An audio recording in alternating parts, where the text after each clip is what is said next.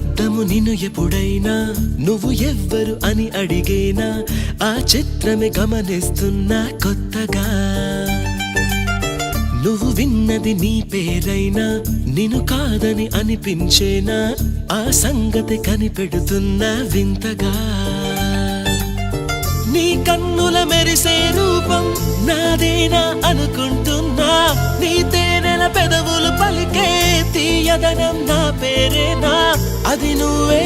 అని నువ్వే చెబుతూ ఉన్నా